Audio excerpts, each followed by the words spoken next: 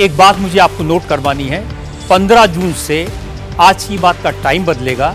जो शो 9 बजे होता है अब 8:30 बजे से शुरू होगा। तो बात कल शत्रुघ्न सिन्हा ने कही कि जी मेरे मुसीबत में जिन्होंने मेरा साथ दिया तो मेरी जिम्मेदारी बनती है कि मैं ममता बनर्जी के साथ खड़ा रहूं। उनके साथ कमिटमेंट होता है। हाँ, उनका भी कमिटमेंट कंडीशनल ही है मीनाक्षी जी।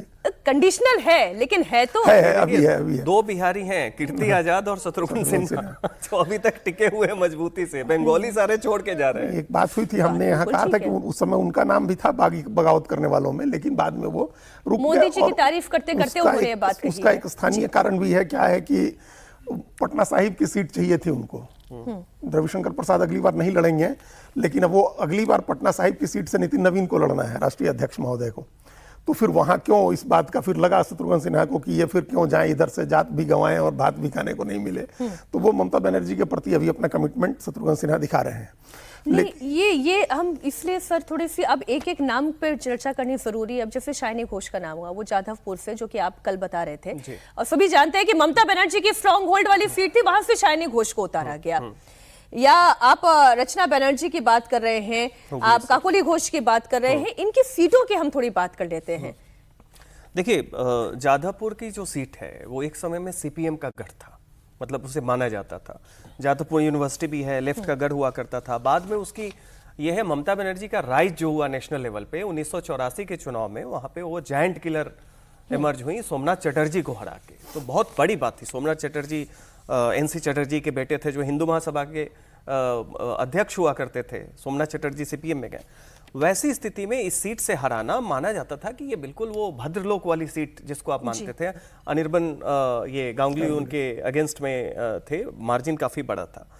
उसी तरीके से आप देखिए रचना बनर्जी की हुगली देख लीजिए। अब हुगली में क्या है, हुगली में हिंदी भाषी बहुत है, उसके बाद बांग्ला भाषी भी है, और उसके साथ वहां पे मुस्लिम पॉपुलेशन भी, फुरफुरा शरीफ वगैरह जो है जिसमें अब्बास सिद्दीकी, नौशाद सिद्दीकी है, ये हुगली में ही आता है, तो वहां पे भी है। अब क्या हो गया है, असम की तरह। असम में पहले क्या होता था कि जो बांग्ला भाषी हिंदू, बंगाली हिंदू और असमीज हिंदू में एक फॉल्ट लाइन रहता था असम मूवमेंट के तहत। अब वहां पे हिंदू बनाम मुस्लिम हो गया है। वही चीज यहाँ पे अब बंगाल में भी हो रहा है। तो वैसी स्थिति में चाहे आप हुगली में जाएं या चाहे आप जादवपुर में जाएं, भद्रलोक भी है, तो सभी का ध्रुवीकरण एक तो दुराव हो गया है कांग्रेस और उसके साथ ममता बनर्जी से। सीपीएम अप्रासंगिक है। वैसी स्थिति में अभी बीजेपी और जो समाज का सेंटिमेंट है उसमें बहुत ही भयानक तारतम्यता है।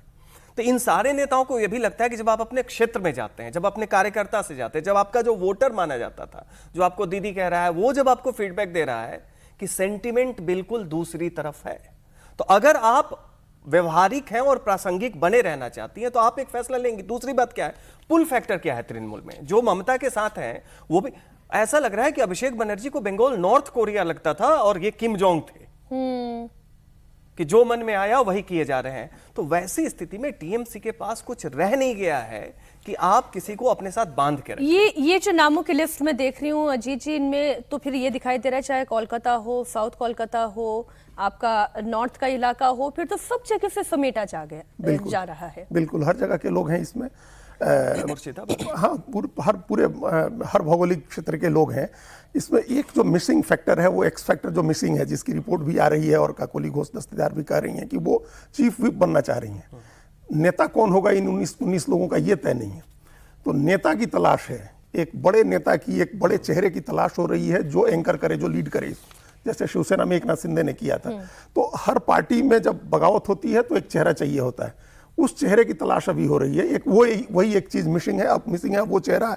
कल्याण बनर्जी हो सकते थे, सौगत राय आते हो सकते थे, सुदीप बंदोपाध्याय आते तो हो सकते थे। कोई ऐसा चेहरा इन लोगों को अभी भी चाहिए है जो उसको लीड करे और जिसके साथ बैठ करके, चूंकि ये सिर्फ यहीं नहीं रुकने वाला है, ये मामला तो सिर्फ एक गुट यहाँ बन के बैठ गया लोकसभा में, एक गुट वहां बन के बैठ जाएगा विधानसभा में, और राज्यसभा वाले सारे लोग बीजेपी में चले जाएंगे।